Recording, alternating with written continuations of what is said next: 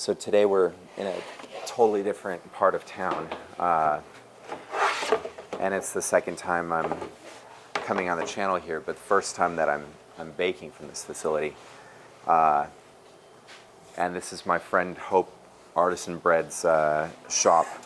I guess you could also say it's now going to be my shop, and still a little bit crazy to consider that.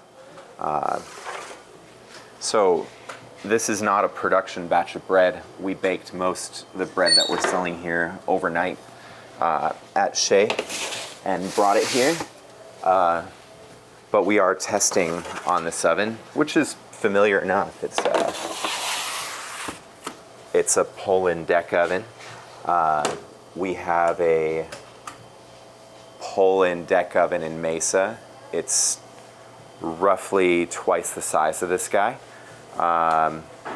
We have a ABS deck oven in Shea, which is roughly the exact same size as this guy. And interestingly, it seems like if you put the two ovens together, you have this guy. In terms of function, the control panel here looks like the one in Mesa, but actually functions more like the one at Shea. There's a couple little nuance changes, but feel pretty comfortable on this guy already. First time I'm baking English muffins, which is a flat top bake. So I've heated up the stones really good, but I've limited the amount of top heat to mimic the way that the muffins would actually bake on a flat top. Sort of an interesting new trick I might try this year is try them on the blue steel that we're getting in the bakery soon for pizza. It's supposed to be better at conducting heat, and we want to bake our pies on that. But the English muffins would be a good candidate as well, as they're supposed to be a flat top bake. So in this way, I'm going to keep them there for 14-15 minutes and then do a flip. I've got my damper, which is tricky on this oven, needs to be in the open position. What I've learned is that this oven has an electronic damper that is, for whatever reason, triggered by the timer. So the moment that the timer is set or it goes off, maybe both, the damper closes automatically, which is inconvenient actually, because you have to constantly be a little worried about it. I would say wholeheartedly that I prefer manual dampers. I don't understand the point of the electronic function here. It's disabled on my Poland and Mesa, and we have a manual one instead. The rack oven does the automatic, which is fine. Anyhow, that's just a rant on oven configurations. We now have probably more reason to have opinions than ever before on these topics. Another really tricky bread on our menu to bake, which is why we're testing it, is the French. And excuse the naming. If you're French, you might find this almost offensive. In our area, when you go to the grocery store, French bread is essentially like a soft baguette. And I don't think this bread is particularly French at all, but it is a soft baguette. Soft meaning it's got some enrichments, milk, butter, touch of brown sugar. We have a proper baguette on our menu too, flour, water, salt. But this one, we shape it a little bit larger, so it turns out to be a pretty large-sized petard. We score it a little different than our baguette, and it does make really nice sandwiches. It's essentially like our sandwich bread, just baked in a deck oven. So it gets a nicer crust than our sandwich bread does, and it's a nice compromise, sort of to have a artisan-style bread, but have some of the comfort of sandwich-style bread all in one. It's very pure on the ingredient list. You know, it's flour, water, salt, sourdough starter, milk, butter, and a touch of brown sugar. The sweetening in this dough is not to make the dough particularly sweet. It's not a whole lot of sugar at all. But sugar does have an interesting property to it in the form of moisture retention. When you add brown sugar to a dough, like this one, it tends to retain moisture better, and the final bread that you eat is softer, more moist. So that's the purpose of the sugar in the dough. I'm probably not going to serve this one. It is at the end of the couche, delivered here, and it's very flat in comparison.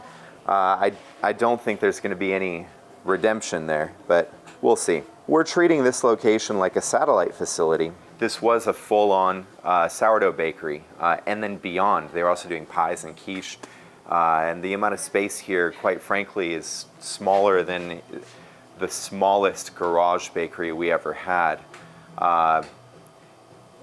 And there's a lot of the story of, you know, why this works for us, and why, you know, the previous owner needed to transition, probably in just that.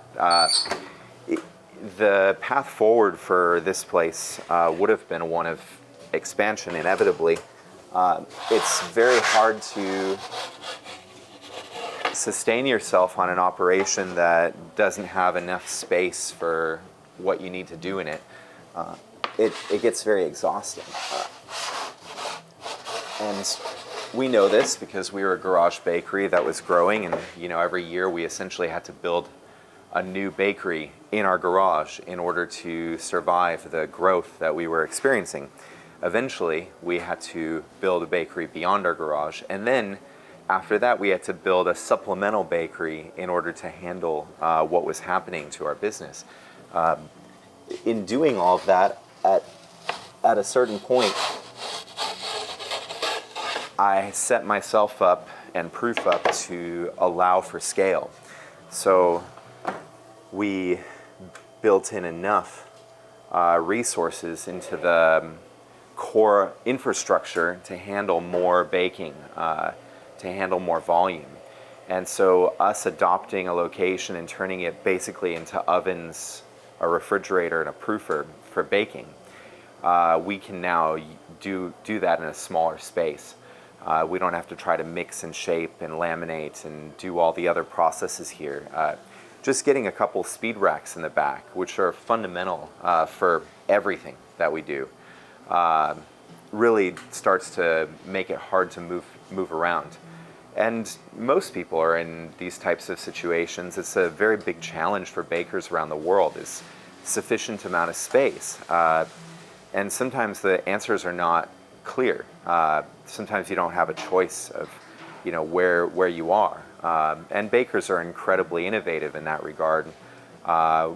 We felt that way through many years in the garage. And my friend Hope, who I'm taking this baton from, you know, did that here and in her garage before. So I think bakers are very creative. However, it doesn't take away from the actual problem of space. And in this case, we're in a nice position where we can reformat the space to be perfect for baking, and it won't come with the chaos of trying to do everything else in here. So that's something to consider if you have the opportunity to build a bakery. Think about how it will change over time as you bake more product. If you don't, you will end up having to pay for that thought later on. In some cases, you might end up paying with the business itself because you simply won't have any other moves left. The only way that I've found to make a sustainable sourdough bakery is at a commercial level, beyond the garage, is to have a certain level of scale.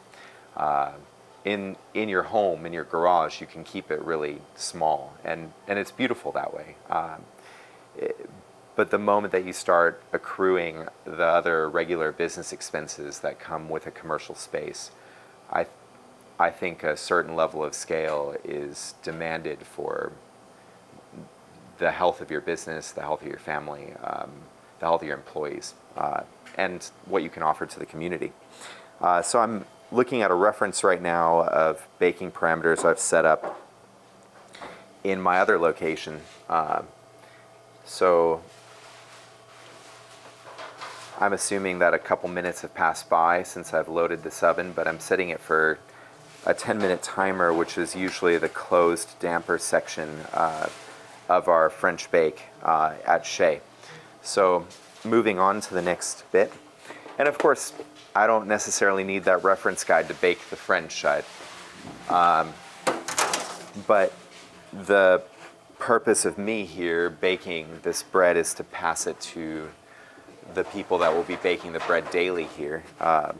And so it's important that we have a resource that we can say, this is how you do it, and you'll have a reasonable amount of success following this set of rules. So here's our country sourdough. I've got a little rice flour for the top. That's just for contrast.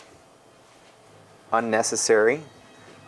Wheat flour gives a completely different look, which we're using on our ciabattas that are about to be released onto our menu. The wheat flour leaves like a crackled look in the final finish, very rustic. Rice flour leaves more of a refined look that is a backdrop against your ornamental scoring. So there's a nice contrast between the light rice and the colors that come from the bake. Now with rice flour, I'm going to go ahead and do my ornamental scoring. I actually cut myself on the lawn right when I got in this morning, hence the blue glove. Just a nick of the blade. And that's all it takes with these razor blades, unfortunately. So I just follow one line down and start all of my cuts for this wheat stock from that one line, go outward. And then I just match. So it's a top score, and then I go 9. All down that one line. And then I just match them all. So English muffins need to be flipped. I'm going to try to get this bread out of my way before I do that. Make life a little easier.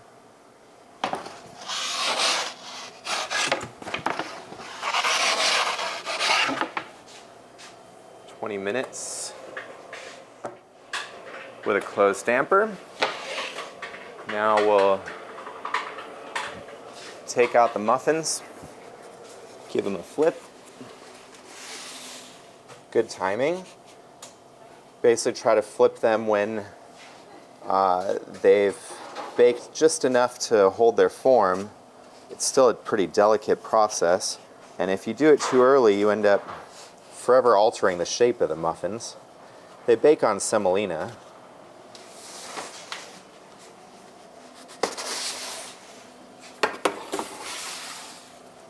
Got these flipped as well. 6 minutes on the other side for now, and then I'll check them.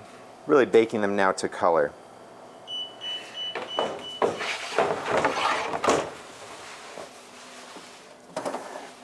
These are my inclusion loaves, so got the green olive, fruit and nut.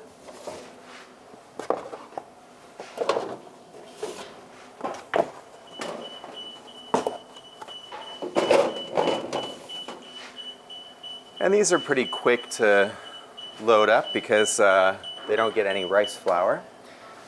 It's time for me to open the damper on these French loaves.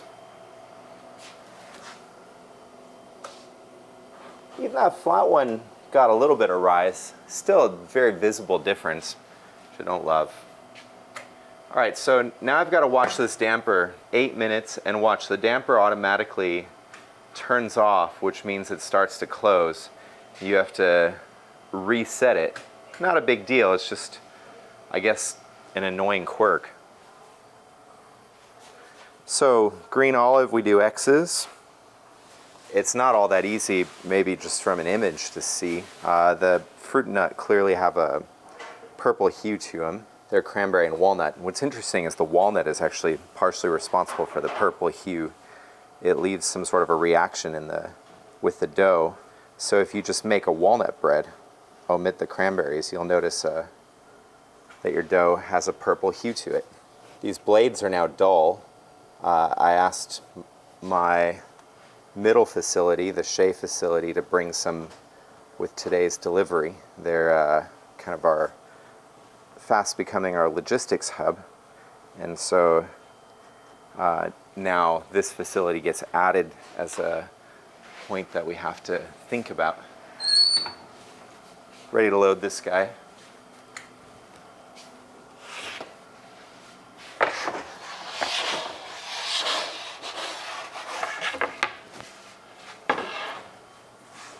All right, now we're going to steam this oven and set a timer for the first 15 minutes of the bake. My next timer goes off in 2 minutes.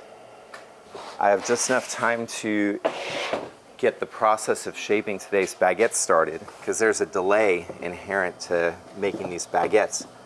But we don't really have the best of routines in this facility yet. So it's mostly just for testing right now. Slowly getting an idea of where everything is. So my goal originally is just to get the baguettes out of the fridge, get them on the table in a decent pre-shape.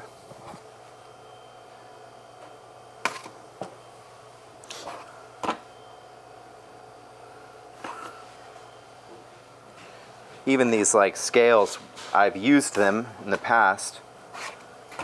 So we've tried many of these types of solutions, and I don't like the scale because it's got a delay built into the screen. So as you're putting dough on it, it doesn't tell you the measurement very fast. It's a minor thing, really. But you see that it just takes it a minute to calculate. And so those split seconds, I'm usually already moving on to the next piece, but I can't do that as quickly with the scale. I gotta wait for it. So it slows down shaping just a little bit.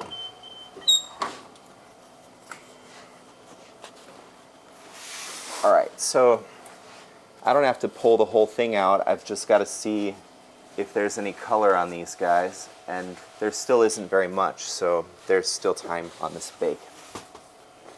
Say 3 more minutes actually, with the damper open. So I had to open the damper back up there because for whatever reason when you set the timer it closes.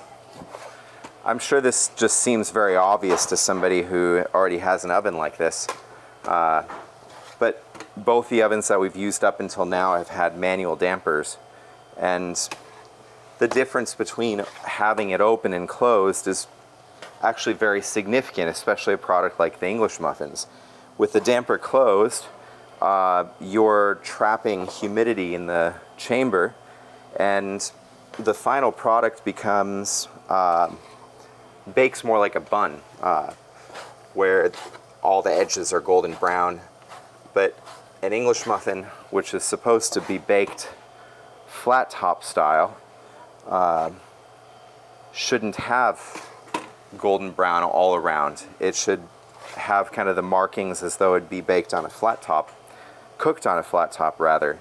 And so if you get the damper wrong, it does happen to ruin the bake for that particular product.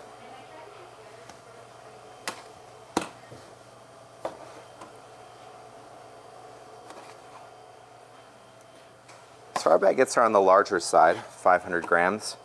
I think 400 is a little bit more common.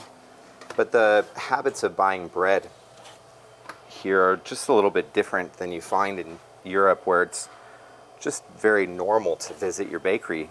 A lot of times people really want to buy bread only once or twice a week.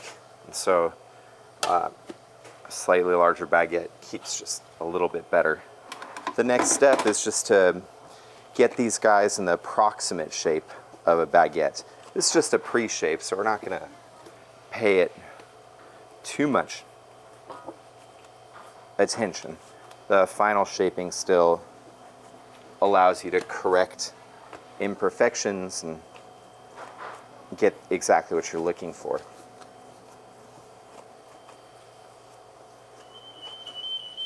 Ah, 2 at once.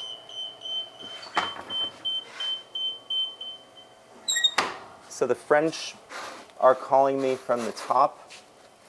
I got to be careful burning the bottoms on these. That's because there is a little bit of sugar in the dough and the dairy. The bottom temperature is set very low, and it's one of the reasons we're testing this bread amongst all of them, because if you don't set the temperature just right, you'll burn the bottoms in that. Very sensitive. The tops still need a little bit more time, so we're gonna set a timer for 3 minutes, then hit the damper. Good there. Muffins might need to get pulled now. That's actually a nice color forming. Just for safe measure, I don't always have to do this, but I'm going to give them a flip.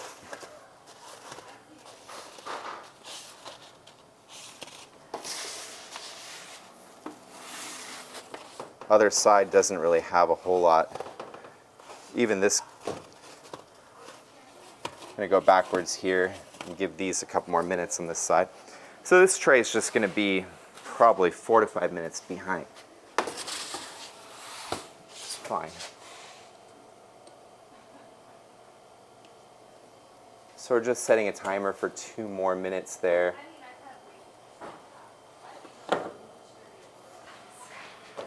And going back here to baguettes. So each of these getting a little bit of tension, an approximate shape, and then a nice bench rest from which we'll do the final shaping.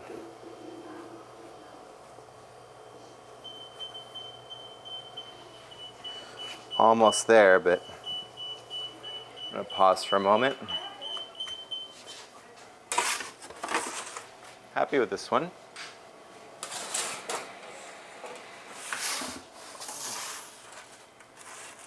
Not really happy with any of these in the back yet. The sides are not really well developed. Here's the one that I just threw in for fun. See if I can get those to complete. Meanwhile, my guess now is that these will be just about perfect. Yeah, I got just a little toast in the bottom. And these are going to be a mystery. We're on the right track. I'm going to rotate them around. And now it will be possible to finish up the baguettes here. I need to get a quick hand wash in. So now these need to rest for a little while before I do the final shape. And then they need to proof for a while before we do the bake. They're going to be delayed for the opening of the day, that's for sure, but it's mostly just trying to put all the puzzle pieces of this new location together right now, and dealing with the fact that there's some clear things that need to improve.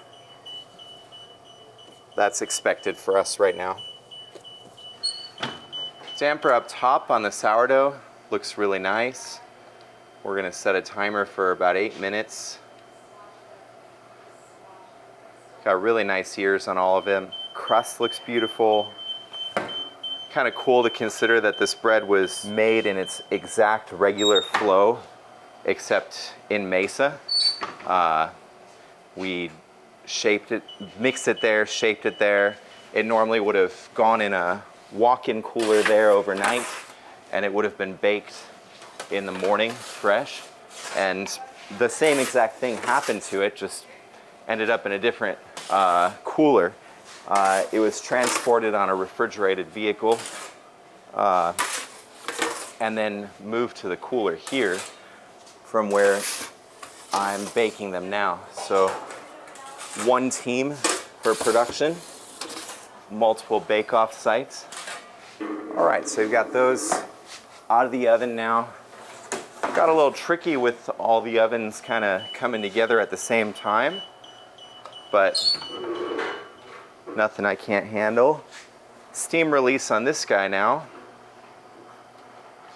Set a timer for 8 minutes based on what I'm seeing for the crust to develop. Open the damper again. All right, getting some good color on some of these. Some are still lacking a little.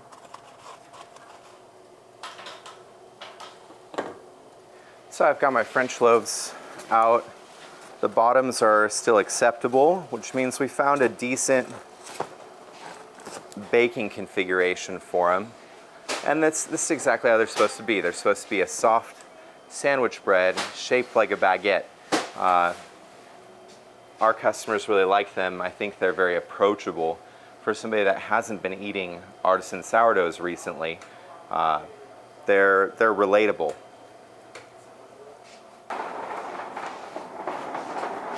You guys, I have hot English muffins if anyone wants English muffins. I also have French loaves ready.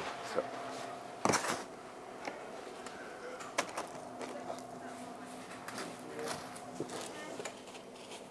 Okay, we finally have enough color, but it's very light for some reason on this tray. Our sourdough is getting very close. Even though I have 3 minutes left on the clock, I'm just sort of visually examining, and I don't think we should wait the full 3 minutes.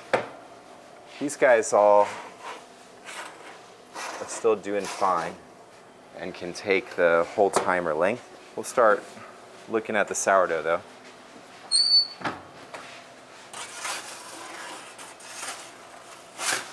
These two middle loaves look great. Baking just a touch on the lighter side today. This particular brand generally bakes its bread a lot lighter than we do, so I'm sort of inching the customer base over to the dark side.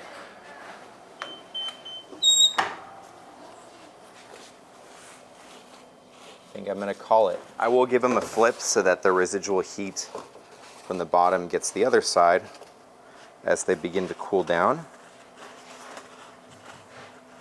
Definitely on the lighter end of the range, but that's all right. Usually people don't complain about that in our market. And sweep out the deck that we had French in. Mostly it seems like the decks weren't being swept as frequently as we like to sweep ours, so there's some residual that I'm getting every time. That's looking really striking. Beautiful, beautiful loaf of bread. All right, so these are getting very close now. I still see some lighter crust than I really want.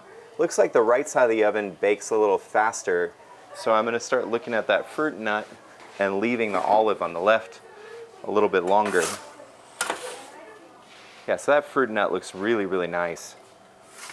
Maneuvering it around the oven now to get the other loaves finished a little quicker. So I'm trying to push them in, and ones that are darker move to the left, which seems to be the gentler side. We'll give this another 2 minutes.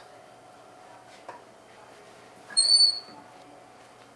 think I might have already swept this deck out. Can't remember though. So I'll do it again. Shut that down for the day. And then we just have to bring this bread up front. Might as well sort out the English muffins that I won't be selling out of this bunch. Why not this guy or this guy? Don't really love this guy. We'll remove bottom 4 because I'll just get the rest of the bread on here and then we'll be able to transfer it to the front.